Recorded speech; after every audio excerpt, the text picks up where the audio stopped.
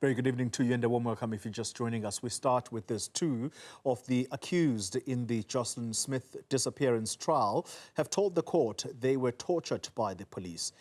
This is day 3 of the trial, which kicked off with plea applications or plea explanations from the legal representatives of all the 3 accused. Speaking through their lawyers, Kelly Smith's boyfriend, Jacquin Appollis, and their friend, Steveno from Rhyn, describing how they were threatened and beaten by the police. Joshlin Smith was 6 years old when she went missing in February of last year. Let's take a listen.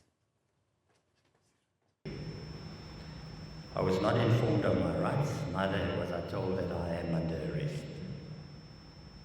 Paragraph 64. There were several police officers there and I was told that vandag gaan jy dood. 65. I was handcuffed and hanging in mid-air. A plastic bag was placed over my head while I was hit on my head, legs, feet and hands. I could not breathe. They told me if I want to talk, I should shake my head. This carried on while I could not breathe. The pain was so severe that I felt that I was going to die. This was repeated several times. Paragraph 66. To get them to stop torturing me, I shook my head and they removed the plastic bag and I said that I will talk, even though I had already told everyone what I knew. I realized that if I do not tell them what they want to hear, they will kill me. Well, let's get an update now on this particular trial. Attending that is Nasiphi Same, who joins us live now. Nasiphi, good evening to you. Let's start with when some of these accused, particularly the boyfriend to Joshlin's mother, noticed that Joshlin had gone missing, because that is who the children were left with. And then include in that response the drugs. Where do they fit into this picture? Well, Xoli, what I can say is that it was at this very house behind us where Jacquin, Appollis and Kelly, including Kelly's 3 children, shared a home. And it was at this house where Jacquin Appollis was left in the care of Kelly's 2 children, her eldest son and Joshlin. We understand that this was because the uniforms that Monday morning on the 19th of February 2024 were dirty. And Kelly says she woke up at 7 o'clock that morning and dropped off her youngest at creche and left for work, as she was a domestic worker at the time. But throughout the course of the day, Jacquin Appollis, accused 1, continued to smoke with friends throughout the course of the day. He says at some point around 12 o'clock, Kelly returned home after borrowing about 50 rand from a female. And with that 50 rand, they bought drugs.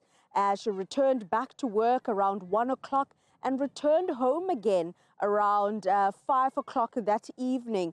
And he says that she had again borrowed about 200 rand from the very same female. They left this house after she had inquired about Joshlin, where the kids were, the 2 other children. They left this particular home to a nearby shop to fill gas and also buy drugs again, and they continued smoking in the evening. Jacquin says that he left the house in the evening and possibly returned around 1 o'clock in the morning. That is the 20th of February, the day after Joshlin was last seen. He tells the court that it was at that time when Kelly arrived with police officers and torches flashing, because it was during load shedding. That is when he was told by Kelly that Joshlin was gone, and she was quite frantic during that moment. It is a tough one. And of course, Nasiphi, this trial does continue. Do we know where they're going to pick up from tomorrow? So tomorrow we can expect the continuation of the 3rd witness to continue with his testimony. That is the station commander of Saldanha Bay police station. And this afternoon, he had briefly started with his testimony, going into when he learned about the missing girl, that is Joshlin. He says that on the 20th, the day after he was informed, they immediately established a VOC. He says it's like an operational center, but a local one with various units, including FCS, Vispol, that were part of those teams. And he does say that at some point they had their canine units at this very house.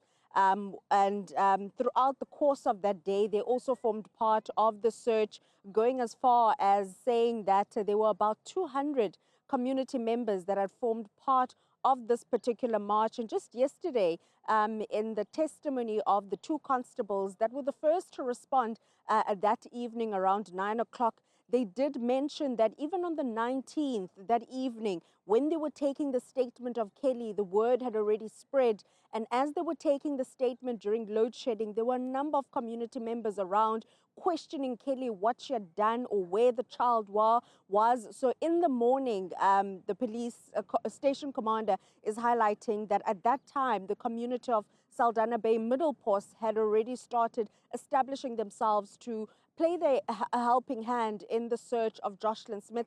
And again, Xoli, it's more than a year later rather, and police are still searching for the missing girl. And tomorrow we can expect the continuation of that trial, with the station commander continuing with his testimony.